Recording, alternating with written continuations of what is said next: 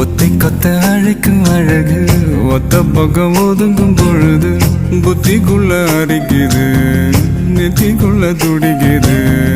வெள்ளமொழி வெளிய தெரிய கள்ளமொழி மொழிக்கும் பொழுது என் உசுறு ஒடுங்குது இறக்கோல நடங்குது. சின்ன சின்ன பொய்யும் பேசுற சில்லுன்னு தான் சூடும் ஏத்துற.